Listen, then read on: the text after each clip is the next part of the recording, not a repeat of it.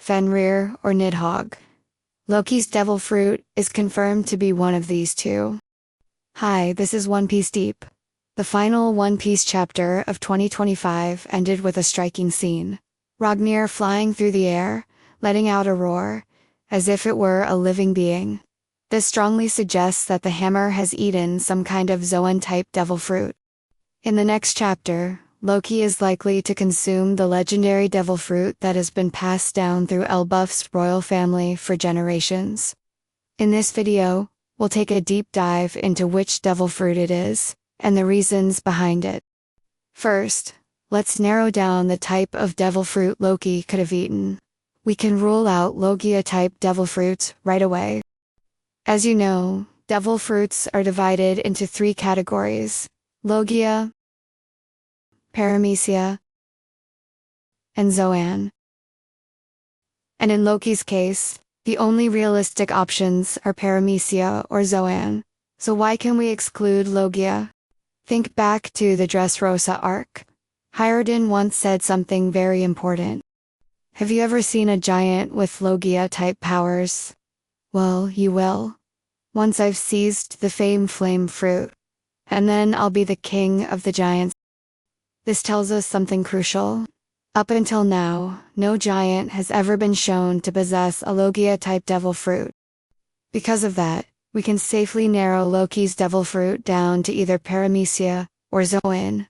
Between Paramecia and Zoan, I believe Zoan is the far more likely option. There's actually a clear precedent in One Piece for devil fruits that are passed down through a royal lineage. Think back to Alabasta. Do you remember its guardian deities? The bird fruit, model, falcon, and the dog fruit, model, jackal. These devil fruits were said to be passed down through the Alabasta royal family. Later, it was revealed that Zoan-type devil fruits possess a will of their own. That's exactly why cases like Alabasta can exist. And that's the key point. The fact that Loki's devil fruit has been passed down through Elbaf's royal family for generations strongly suggests a similar type of devil fruit. In other words, a Zoan-type devil fruit.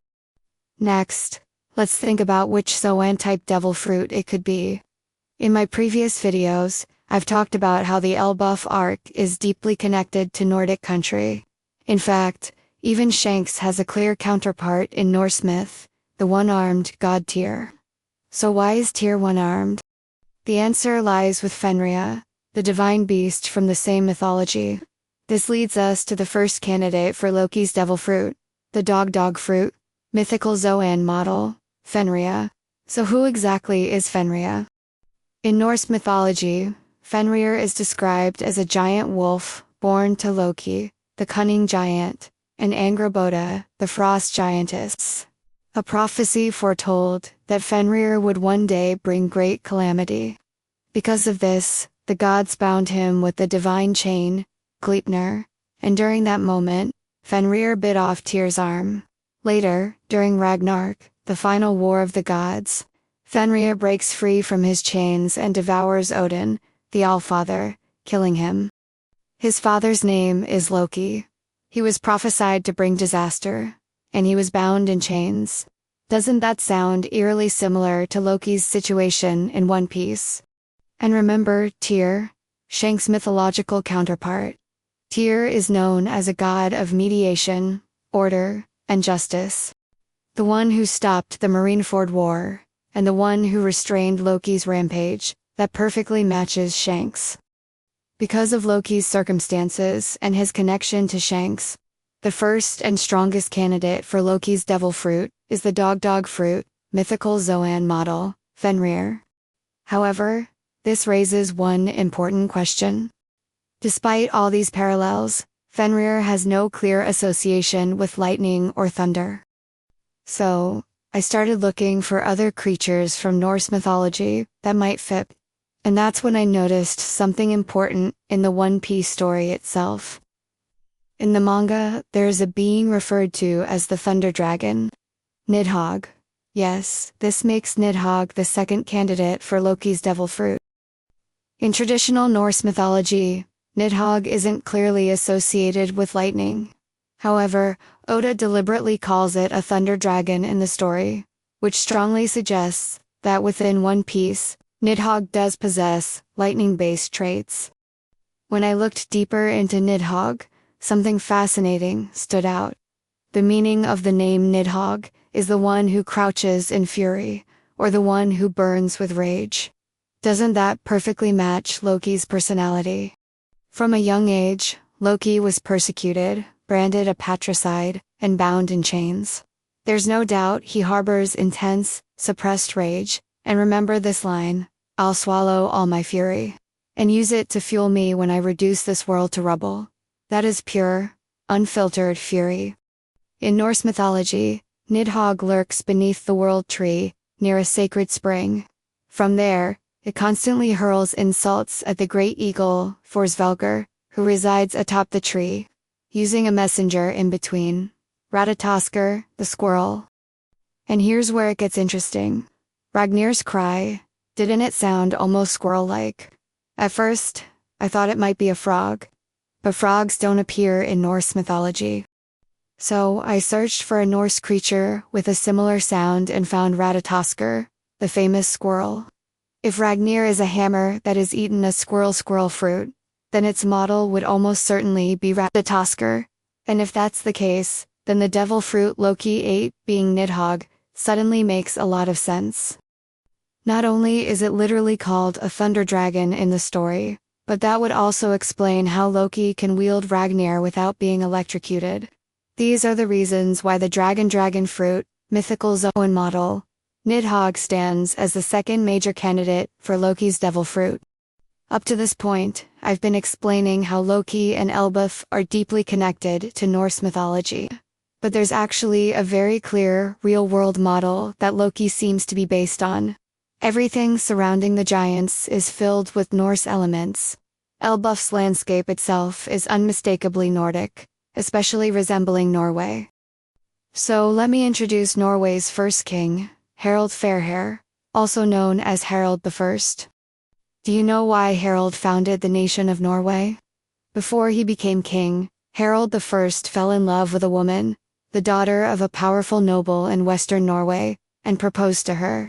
But she rejected him. That rejection devastated him. And because of that heartbreak, Harald made a shocking decision. He vowed to conquer all of Norway and become its king. Doesn't that story sound very Loki-like? And here's another key point. The name Harald I is clearly the model for Harold in One Piece. Harald also swore that he would not cut his hair until he had conquered all of Scandinavia. Because of this vow, he became known as Harald Fairhair. And look at Loki. Loki's hair is wild and unkempt, long, tangled, and unruly. That's why he ties it up in braids, simply to keep it out of the way. It strongly suggests that Loki's character is directly inspired by Harald I, a Norse king driven by rejection, obsession, and an unbreakable vow. The woman Harald proposed to was the daughter of a powerful and prestigious family. That's why, in One Piece, Lola was made the daughter of Big Mom, one of the 4 emperors. In other words, the character Loki is a fusion of multiple inspirations. His name comes from Loki, the trickster god of Norse mythology. His model is Harald I of Norway. And his father's name, Harald, is taken directly from that same historical figure. But it doesn't stop there. Harald I's son is also a well-known figure in world history, Eric I, also known as Eric Bloodaxe. And now look at One Piece.